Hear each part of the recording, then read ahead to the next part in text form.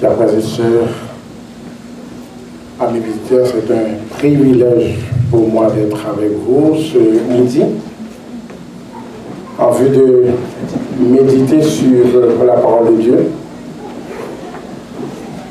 Et la demande qui a été faite concernait la jeunesse.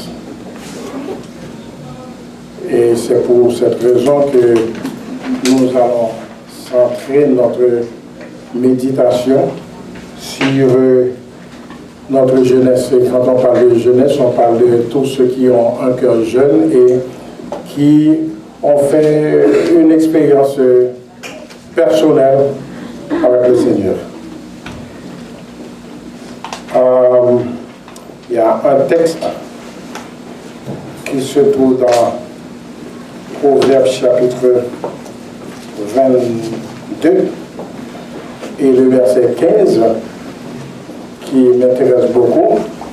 C'est un texte que mon père utilisait souvent. Ici, dans votre texte Louis II, il est dit « La folie est attachée au cœur de l'enfant ». Thomson dit que la stupidité est attachée au cœur de l'enfant. Prions le Seigneur. Béni sois-tu au temps de Père pour ce privilège accordé à tes enfants d'être ici en vue de méditer ta sainte parole, que tu ouvres notre esprit, que tu ouvres notre cœur, que tu nous donnes de recevoir le message de ce midi et qu'il puisse être en mesure de nous donner une pleine vision de la réalité chrétienne. Entends-nous, pardonne, exauce, nous te réclamons tout cela au nom et par le mérite infini de Jésus, lui qui vit et qui règne au siècle des siècles. Amen. J'ai eu le privilège jeudi de parler à un parent qui se présente, qui voulait rencontrer la direction pour avoir le privilège d'entrer dans une salle de classe et d'observer son enfant. Et en parlant comme ça, je dis que vous savez que je représente l'enfant, moi. Puis tu n'as pas besoin d'être là pour l'observer, parce que ma responsabilité, c'est de l'observer pour vous. C'est un sanctuaire, la salle de classe. Et le maître, c'est le professeur. Si, quand nous sommes mus par l'Esprit Saint, nous devrions enseigner comme lui, il nous donne d'enseigner. Pas en fonction d'une certaine compétence intellectuelle, mais en fonction d'une certaine présence de Dieu. Et ce que la personne m'a dit, et qui m'a rendu un petit peu triste, c'est qu'il dit, ouais, l'enfant est aimé à l'église. Tout le monde l'aime. L'enfant c'est une fille, elle est parfaite. Et puis, en l'écoutant comme ça, j'ai dit, vous savez que, puis comment fait-il qu'on puisse faire ça à un enfant? J'ai dit, comment est-ce qu'on peut faire ça à Jésus? Il y a des choses qu'on va faire à Jésus. Puis Jésus, lui, il n'était pas parfait. Ce qu'on arrive, c'est qu'on ne comprend pas que la folie est attachée au cœur de l'enfant. L'enfant que tu as à la maison, ce n'est pas l'enfant que tu as dans la rue. L'enfant que tu as dans la rue, ce n'est pas l'enfant que tu as à l'école. Hein? Dépendant de l'éducation qu'on donne à l'enfant. Et j'ai parlé à ma communauté, il dit, écoute, ne crie pas sur l'enfant, parce que quand tu cries, le professeur ne pourra pas crier sur lui. Pour que l'enfant apprenne. Et ce qu'on reçoit, il y a un jeune homme du nom de Saul. Il a reçu toutes ses connaissances au pied d'un homme, un docteur de la loi qui s'appelle Gamaliel. Il l'a consulté et il a regardé. Il dit, ce jeune homme qui s'appelle Jésus, et je dois pouvoir le tester. Et Gamaliel lui a dit, écoute, si son ministère est de Dieu, tu ne pourras rien faire. Mais si son ministère n'est pas de Dieu, il va faillir, absolument. Mais vous savez que parfois, parce que nous savons que nous avons fait des études, nous avons de la connaissance, et que ces connaissances nous donnent cette capacité de juger selon notre propre logique. Vous savez qu'il a été bien formé. Il savait que la résurrection est quelque chose qui concerne l'eschatologie, c'est-à-dire quelque chose qui va venir avec le temps. Parce qu'il y a un jour où Dieu, il viendra nous prendre avec lui. Ça, Saul le savait. Il savait qu'il maîtrisait la Torah. Comme nous, adventistes du 7e jour, nous possédons les commandements de Dieu. Et si je parle pour Bethany, eh bien pour les sots, on possède ça. Vous comprenez? Et je vais prendre cela comme mesure pour décider quand est-ce que Jésus reviendra ou qui seront sauvés et quelles sont les caractéristiques des sauvés. Et probablement, je passerai à côté parce que seule la croix donne le salut. Vous comprenez? Parce qu'il y a quelqu'un qui va être dans la boue, complètement dans la boue, et même dans la boue, il crie c'est Jésus. Il va avoir le salut, tandis que moi, personnellement, je l'aurais jugé comme un père. J'ai dit moi, je ne dis pas vous. Vous comprenez?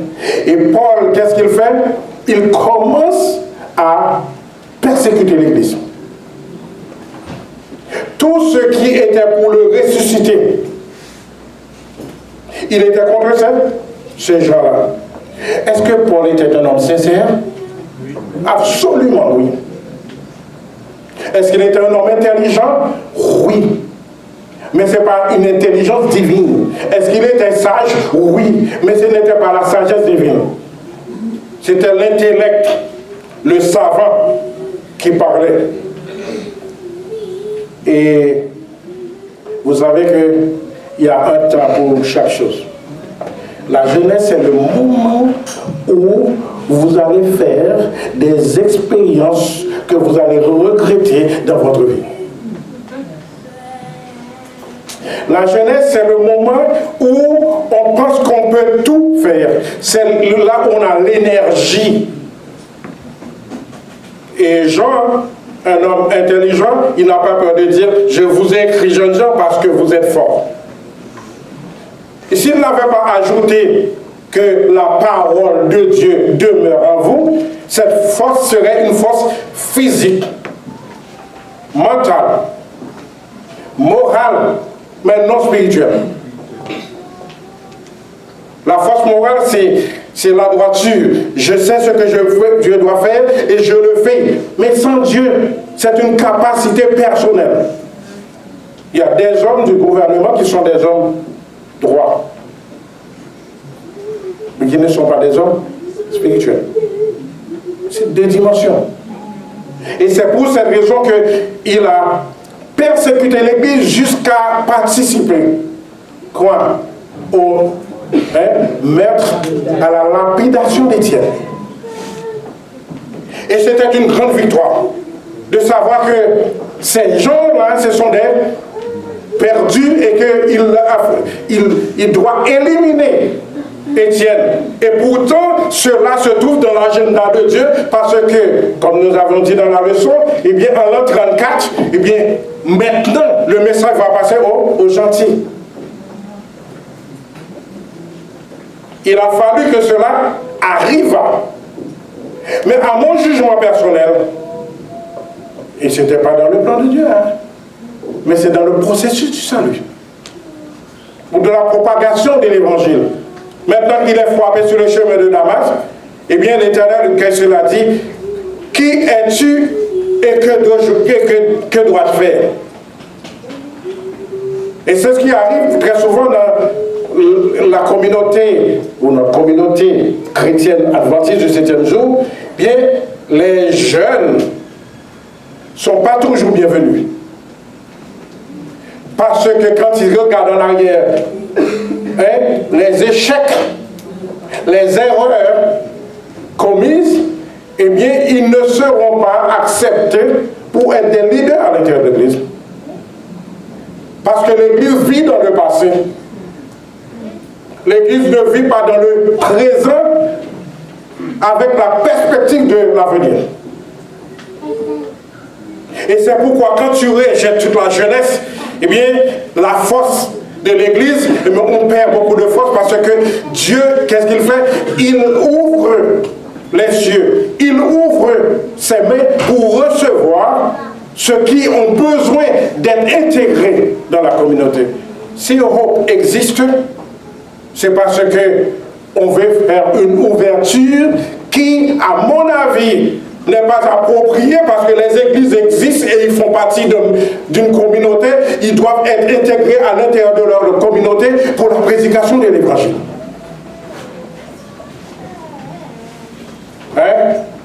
Et ce qu'on a remarqué, c'est que Jésus a dit de Paul, il dit, va voir Ananias.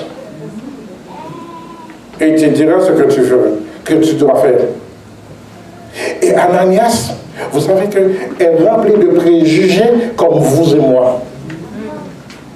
Sa réponse était de dire, Seigneur, un homme qui aime le Seigneur, il dit, Seigneur, est-ce que tu sais que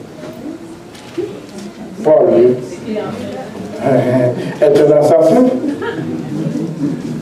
Ben, il dit, oui, je le sais. Mais c'est un instrument que j'ai choisi. Ok. Et c'est pour cette raison que quand la nomination se fait, après avoir prié, le premier préjugement qui vient, c'est que est-ce qu'il est sanctifié? Est-ce qu'il est apte à remplir cette position et cette mission? Quand le Saint-Esprit me dicte une chose à faire, quels que soient mes préjugés, il faut que ça tombe. Je peux avoir des préjugés et je dois en avoir. Mais mes préjugés ne doivent pas avoir le primat sur la dictée de l'Éternel. Et qu'est-ce que Ananias a fait? Il a obéi. Il l'a amené à l'église. Et quand il est arrivé à l'église, le jeune homme arrive à l'église, tout le monde, c'est panique générale, excepté, il y a un modèle, c'était Ananias. Il jouit quoi? Du respect de l'église. Et puisque c'est lui qui vient avec Paul, avec Saul, maintenant, c'est Paul qui marche maintenant. Parce qu'il dit, écoute, c'est un instrument que Dieu a choisi. Pas parce que moi, je suis d'accord, mais lui, puisque c'est sa volonté, eh bien, je m'incline. Vous savez que lors des nominations, nous sommes des dirigeants, quand on vient devant l'église avec une nomination, la nomination ne devrait pas être refusée, vous savez. Si la nomination est refusée, c'est que Dieu est aveugle. Si la nomination est refusée, c'est parce qu'il ne comprend rien. Ou encore, si la nomination est refusée, c'est que ceux qui sont à l'intérieur, ils ne sont pas sanctifiés. Ou du moins, quand ils ont prié, ils n'ont pas prié de Dieu des cieux, ils se sont priés eux-mêmes. Pour choisir des personnes, parce que dans ma tête, en sortant à la maison, j'ai déjà quelqu'un. J'ai déjà quelqu'un. Or, la mission de l'Église, c'est de préparer des jeunes pour assurer la relève. Ce n'est pas toujours frère Intel, ancien Intel, qui doit diriger, mais aussi des jeunes formés. Et c'est pourquoi Paul, il a fait ce travail. Il a choisi 2 jeunes hommes, Tite et Timothée. Pourquoi il les a choisis? Mais parce qu'il dit il faut que nous soyons formés pour le ministère. Après les avoir appelés au ministère, sachant qui il était, qui il est, et sachant aussi que son ministère doit prendre fin dans peu de temps, il a choisi des hommes. Ce n'est pas Paul seulement, c'est l'inspiration. Qu'est-ce que Moïse a fait? Quand Moïse était en difficulté, eh bien, l'Éternel lui a dit, pas même l'Éternel, son beau-père lui a dit, choisis des hommes capables.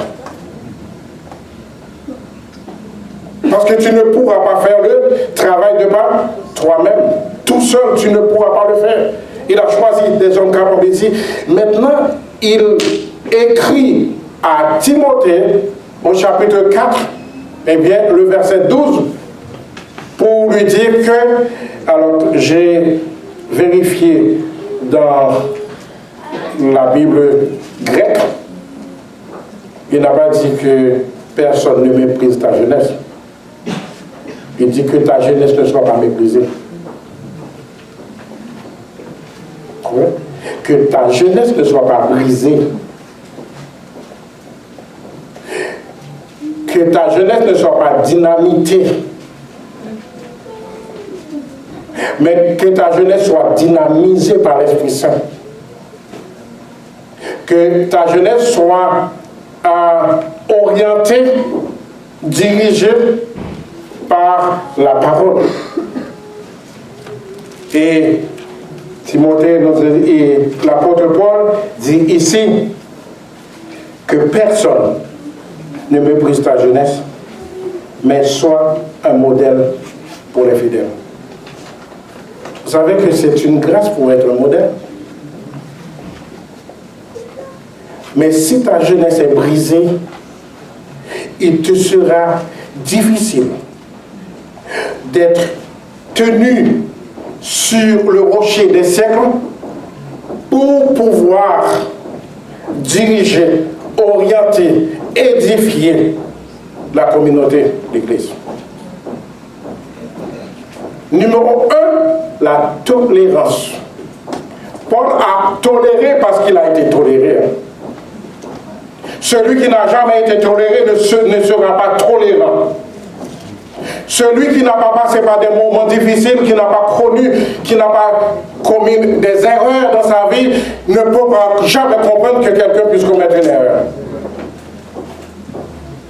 Celui qui est toujours fort, eh bien, il va toujours penser que la force réside en soi, non en l'Éternel. Et c'est pourquoi quand David devait attaquer Goliath, qu'est-ce qu'il dit à Saül? Il dit à Saül, moi quand je me battais contre les lions, quand je me trouvais dans une... Comment est-ce que j'ai pu résister? Parce que je savais qu'avec la puissance de Dieu, je peux combattre. Et maintenant qu'un géant se place devant ce peuple qui est en train d'humilier l'Éternel, je me tiens debout. Il était petit, un jeune homme. Et n'oubliez plus jamais ce que ses frères ont dit. On n'aura pas le temps de faire toute une lecture. Il dit, qu'est-ce que tu fais là? Le petit niaiseux, tu cherches toujours des problèmes. Tu viens ici, tu nous apportes de la nourriture, et puis maintenant tu parles des choses qui ne te regardent même pas. Va-t'en! Okay? Et lui, qu'est-ce qu'il dit? Il dit, si on arrive à abattre cet homme-là, qu'est-ce qu'on va donner? Hein? Un bon québécois, la ferme. Mais c'est un instrument. Dieu l'a envoyé, son père lui dit, apporte de la nourriture à ces hommes-là pour qu'ils puissent voir une réalité et que les gens sont ébranlés devant un géant. Mais ces jeunes hommes avec une vision aiguisée par l'Esprit Saint, ils voient qu'il n'est rien, absolument rien. Et il est tellement qu'il n'est rien, on n'a pas besoin des armures pour combattre. C'est donc on a besoin d'une force pour le faire. On a besoin de la pierre angulaire, le rocher des siècles. Et qu'est-ce qu'il a pris? Une pierre. Et pour Saül, eh bien, une pierre, c'était une roche, une pierre. Mais pour David, une pierre, c'était le Seigneur lui-même. Parce qu'il ne va pas faire 2-3 coups, il va faire ça d'un seul coup. Amen. D'un seul coup. Et le géant tombe. Or, le géant de notre vie, c'est notre passé. Le géant de notre vie, c'est même le présent d'aujourd'hui, de maintenant, là, parce que hier encore, on faisait ce qui est mal aux yeux de l'Éternel, parce que celui qui est notre ennemi farouche, il ne nous donne pas la chance de pouvoir rester debout. Il nous attaque de toutes parts et il veut absolument nous mettre par terre. Et le Seigneur lui dit, écoute, tiens-toi, mon enfant, debout, parce que c'est moi qui dirige ta vie. Et c'est pourquoi il dit, Timothée, tu es petit. Un Timothée, Tite, vous êtes petit, mais vous devriez être modèle. Vous savez que actuellement, modèle, c'est cheveux. Hein. On fait entrer TACC, un petit dessin, vous comprenez? Puis, mais quand on est adventiste du 7e jour et qu'on est un petit peu spirituel, on ne porte pas ça trop bas, vous comprenez? Bien léger. C'est un petit peu spirituel parce que si ça tombe comme ça là, les anciens ou les diacres ou autres, pour les filles, on monte ça un petit peu plus haut. Parce qu'à l'école, tout ce qu'on voit, on voit la ceinture qui monte. J'ai dit, oh, comment et ça monte, hein? Il dit, pourquoi tu parles de ça? J'ai dit, oui, je parle. Ok, je vais l'arranger. Vous comprenez? Alors, il dit, sois un modèle. Il ne dit pas, sois le modèle. Attention. Pas le modèle, sois un modèle. Je dois vous dire que chaque jeune a une force. Une force. Mais il y a de multiples faiblesses. Puis moi, je dirige pas mes yeux sur ces faiblesses. Sur les faiblesses, je me dirige sur la force. Parce que les faiblesses, Dieu en prend charge. La force, nous pouvons travailler là-dessus. Or, ce que nous faisons à l'église, nous travaillons sur les faiblesses. Et puis nous ne travaillons pas sur leur force, parce qu'une force est un don. Une force est une grâce. Et c'est pourquoi ça me rend triste quand un jeune commence à faire ça. Je ne fais pas ça. Quand un jeune dit que je sais, tu ne sais pas. Quand un jeune dit que je maîtrise ça, tu ne maîtrises pas. Dieu te donne la capacité de maîtriser. Et pendant que tu fais ce que tu fais, il t'inspire. Mais si ça vient de toi, il ne t'aurait pas inspiré. On n'aura pas besoin d'inspiration pour ce que tu sais. Parce que notre relation avec Dieu, c'est une science. On ne pourra être jamais ébranlé quand on est rempli de l'Esprit Saint. Qui peut nous ébranler? Rien, absolument rien. Mais automatiquement que je pense que je suis inébranlable, je suis ébranlé. Déjà, le fait de penser que je suis inébranlable, c'est que je suis ébranlé. Parce que ça fait ça, yes. Yes. Personne ne peut t'ébranler. Personne? Non. Yes. Déjà, tu es ébranlé parce que personne ne peut ébranler Dieu. Parce qu'il est en moi, je suis devenu un ébranlant. Et c'est pourquoi l'apôtre Paul dit, soyez mes imitateurs comme je le suis de Christ. Et là, il nous dit être un modèle. Et ce que je regardais aussi dans le grec, il a dit un modèle pour les fidèles en parole. En parole, il pourrait utiliser l'écriture, mais il n'a pas utilisé l'écriture. Il a utilisé le logos. La parole, ce n'est pas juste quelque chose que je prononce, c'est un être. En parole. C'est-à-dire, quand il dit dans Jean, au commencement était le logos. Pas pas juste l'écriture, hein, mais le logos, parole de Dieu, parole vivante, hein, savoir Jésus-Christ lui-même. Et c'est texte sur texte, il dit, si je vis, ce n'est plus moi, c'est Christ. Alors Paul, lui, et c'est pour cela que l'apôtre Paul, il met l'accent, Pierre ne met pas l'accent comme Paul met l'accent sur le ministère de la jeunesse. Je vais mettre l'accent sur l'amour. Mais Paul, lui, il met beaucoup plus l'accent sur le ministère.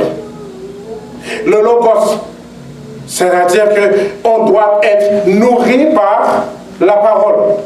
En étant nourri par la parole, et à chaque fois que je vais poser un acte, n'oublie pas, là, je suis chair et sang. À chaque fois que je vais poser un acte répréhensible, la parole vient devant moi pour me dire, je ne peux pas faire cela. Et quand la parole me dit, je ne peux pas faire cela, ça ne dit pas que je ne le fais pas. Attention. La parole juste me dit, ne fais pas ça. Mais nous entrons, il dit, en conduite. Conduite, c'est moral. Le tu droit, impératif. Et c'est pourquoi c'est Joseph qui dit, comment commettrai-je? Ça veut dire qu'il y a une possibilité. Comment commettrai-je un si grand péché et péché devant l'Éternel? Alors, ce n'est pas une relation avec l'individu, mais c'est une relation avec Dieu. Et c'est pour cette raison, cette conduite-là, ce n'est pas parce que j'ai peur du monde. Je ne dois pas avoir peur du monde, je dois avoir peur de Dieu. Parce qu'on a peur plus du monde que de l'Éternel. On fait beaucoup plus de choses pour que les gens nous apprécient que pour que Dieu nous apprécie. Pour que Dieu puisse, pour que toute la gloire puisse être donnée au Seigneur en conduite. Et il dit en amour. Si vous allez voir le texte, il va dire amour, puis ça pourrait être philéon. Puis il n'a pas utilisé cela. Il a utilisé le mot agapé. Si quelqu'un veut voir, par la suite, vous pouvez voir, j'ai le livre avec moi, qu'il a utilisé agapé, c'est-à-dire un amour inconditionnel. Je ne le fais pas pour vous. Je ne le fais même pas pour moi-même. Je le fais pour le Seigneur. Il y a un chant créole qui dit, je pense en français aussi, je n'appartiens pas à moi-même, j'appartiens au Seigneur. C'est-à-dire que, et c'est pourquoi très souvent vous allez voir que quand je viens ici, je parle de l'aliénation. C'est-à-dire qu'on est aliéné quand on est bien converti. Parce qu'il y a des choses qui devaient nous faire plaisir à notre esprit, à notre corps. Eh bien, on ne le fait pas. Pas parce qu'on ne pouvait pas le faire, mais c'est parce que, à cause de notre foi. C'est pourquoi il dit, non seulement en amour inconditionnel, allez dans Jean chapitre 21 pour voir comment la compassion de Jésus. Pierre devait être rejeté. Vous savez pourquoi? Parce qu'il a osé rejeter Jésus.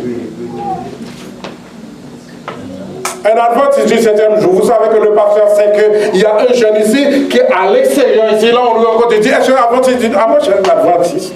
Je ne suis pas adventiste, moi. Moi, je suis adventiste comme je suis comme vous. Hein. Je ne suis pas adventiste. Puis maintenant, le pasteur qui est de l'autre côté qui regarde, troisième fois, tu dis que adventiste, radiation ou censure. Parce que tu as renié ta foi. N'est-ce pas vrai? Jésus dit non. Je te l'avais dit. Parce que résister contre le malin, ce n'est pas quelque chose de facile. Il regarde et puis il dit non, j'ai jamais été avec cet homme-là. Et de regard, de compassion, Jésus regarde et les deux, ils se regardent et il dit waouh. Moi? C'est dans ce moment-là qu'il cherche des gens pour dire que j'étais avec Jésus. Mais on n'occupe pas de lui là, tu fais du bruit. Parce qu'il est à l'œuvre. Mais nous allons plus loin qui dit en foi. Nous avons étudié la leçon. C'est de l'enseignement. Quand nous sommes méprisés, rabaissés, quand nous sommes à l'intérieur de l'église, surtout si c'est le pasteur, ou c'est un ancien, ou un ami qui nous a fait du mal, du tort, qui nous a méprisés. Hein? La petite chienne, elle revient avant. Le petit chien, il est toujours là.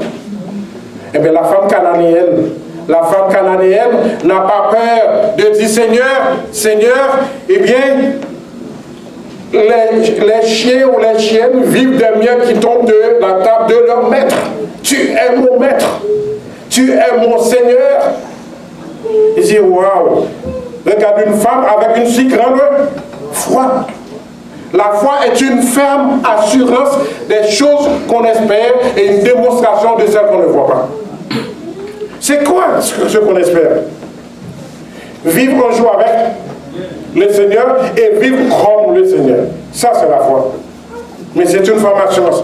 Mais il y a aussi, non seulement vivre avec lui, et il l'a dit bien dans Jean 14, bien là où je suis, vous y soyez, cette complicité commence déjà ici-bas, et pour que, arriver dans la nouvelle terre, ce ne sera pas une complicité, ce sera une vie. Il ne sera pas une question de foi. Je n'aurai pas de foi en Jésus, je le connaîtrai.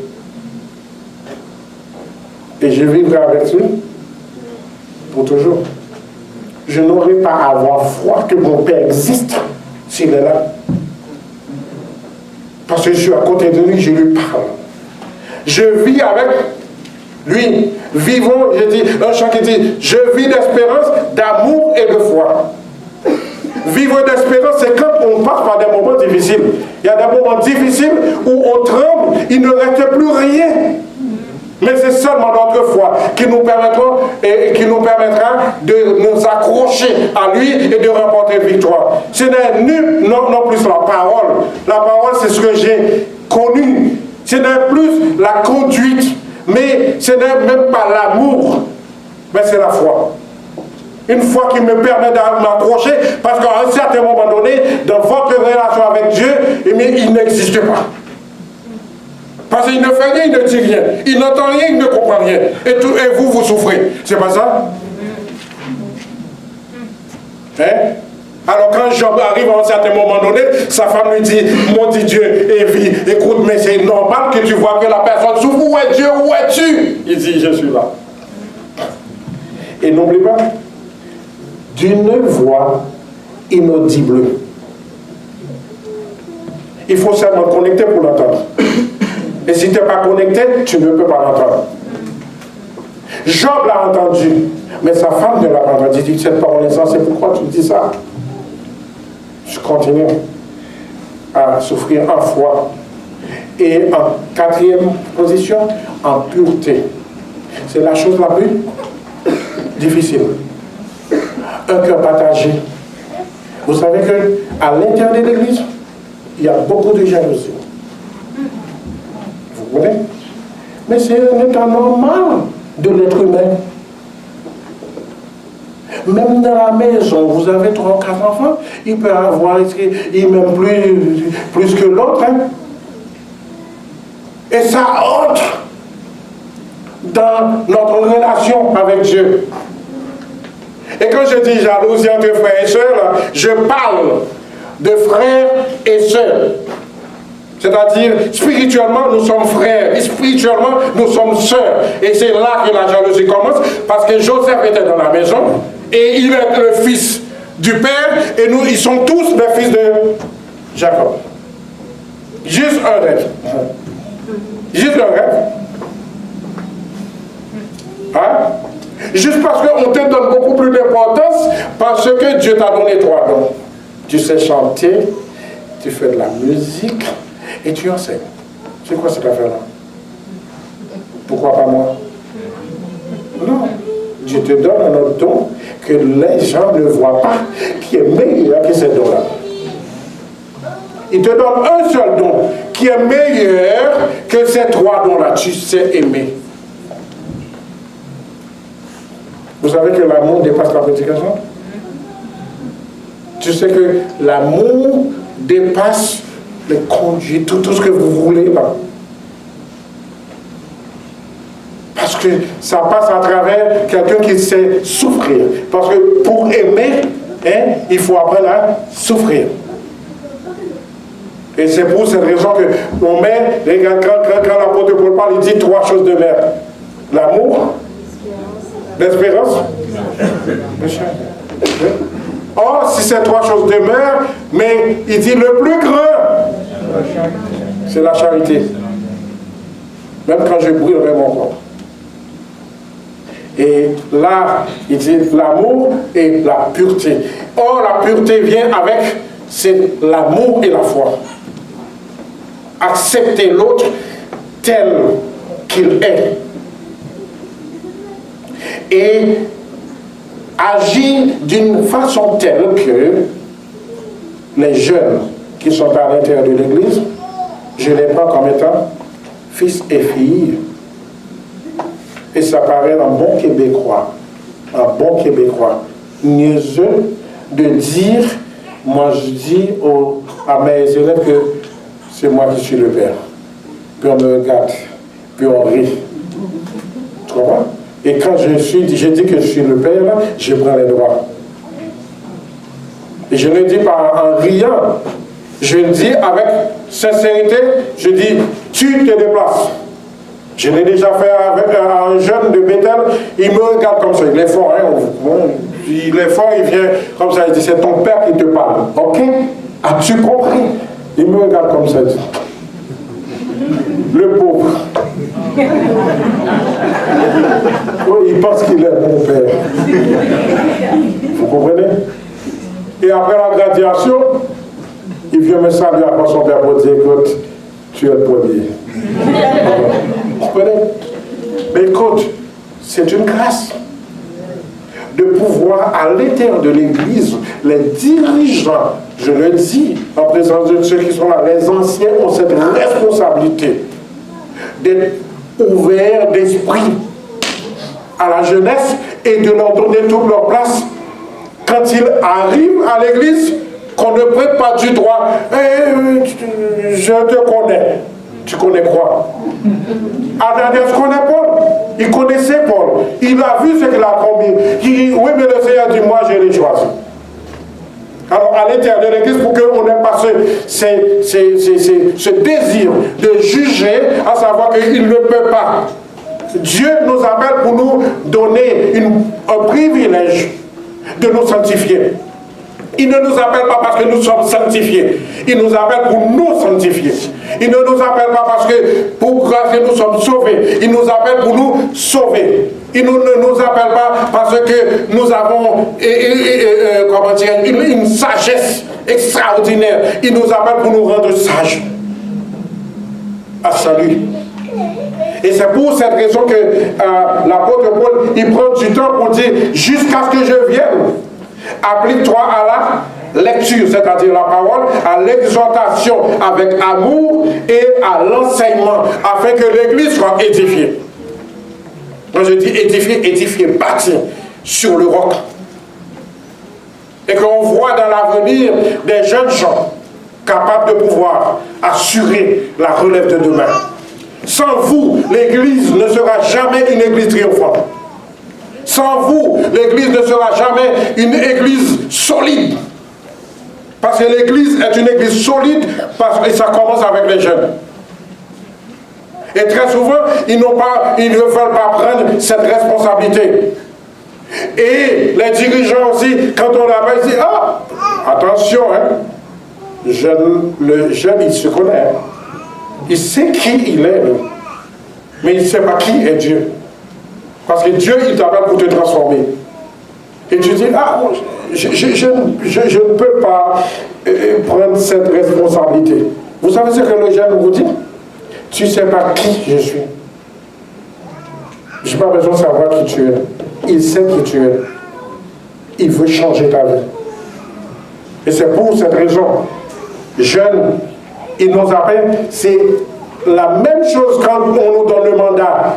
Allez faire de toutes les nations des disciples. Qu'est-ce qu'on fait? On les baptise. Après avoir baptisé, qu'est-ce qu'il faut faire? Enseigner. L'église adventiste, qu'est-ce qu'il fait? Il enseigne avant de baptiser. Alors que l'Éternel dit, baptise-le et enseigne-le. Il y a un prérequis. L'effort d'évangélisation. Le message est donné. Comme Philippe. Il dit, écoute, je crois, puis il y a de l'eau. Pourquoi je ne peux pas être baptisé? Comme Pierre de la maison de Corneille. Le Saint-Esprit s'est manifesté dans la maison de Corneille. Est-ce que Corneille est un juif? Non. Mais il est arrivé, il voit que le Saint-Esprit s'est manifesté dans la maison de Corneille. Il dit, wow, ce gars-là, eh bien, il a besoin de baptiser. Hein? Vous savez? Et c'est pour cette raison que quand nous réintégrons l'Église, eh bien, il y a une ouverture qui doit se faire. Ne négligez pas le don qui est en toi et qui t'a été donné par la prophétie avec l'imposition des mains du collège des anciens. Applique-toi et sois entier à cette tâche afin que tes progrès soient évidents pour tous. Veille sur toi-même et sur ton enseignement avec persévérance, car en agissant ainsi, tu te sauveras et toi-même ceux qui t'écoutent. Chers frères et sœurs, alors que l'Église est en train, nous faisons face à des défis. La technologie représente un défi extraordinaire. Vous comprenez? Nous sommes attaqués, nos jeunes sont attaqués par l'Internet. Tu rentres sur l'Internet, tu vois tout, tu comprends tout, puis tu es envahi, tellement envahi par ça. Mais est-ce que l'Église prie pour nos jeunes? Est-ce que l'Église prie pour nos jeunes? Il faut prier pour les jeunes parce que la tentation est là et c'est normal qu'en agissant, en évoluant dans cette société, nous pouvons faire des faux pas. Mais quand l'Église implique les jeunes et que quel que soit leur, j'ai dit bien, parce que cet après-midi on peut avoir une rencontre, quelle que soit leur situation, quand Dieu les appelle, que vous ne soyez pas une barrière au progrès de la communauté, de l'Église, de la société et de l'évangélisation. Que Dieu daigne dans son amour infini nous permette d'avoir une vision aiguisée de sa parole afin que les jeunes qui sont au milieu de nous puissent être intégrés. Et même en dehors de leur propre volonté, à un certain moment donné, il faut faire violence, parce que Jésus a fait violence sur Paul pour le frapper sur le chemin de Damas. Qu'il nous donne cette capacité de pouvoir agir, et pouvoir prier, et pouvoir les entourer, les encadrer, et que dans les jours à venir, nous puissions voir des hommes et des femmes qui sont devenus des leaders de cette société, des pasteurs, des anciens, des ingénieurs, des députés, des sénateurs, et qui diraient même des ministres. Il n'est que le Premier ministre du Canada.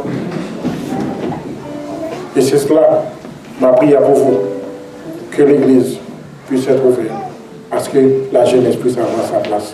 Et cela, jour après jour. Et qu'ainsi, un jour comme quand le jour viendra, nous pourrons tous ensemble, jeunes et adultes, pénétrer dans la nouvelle terre, la 40 céleste. Amen.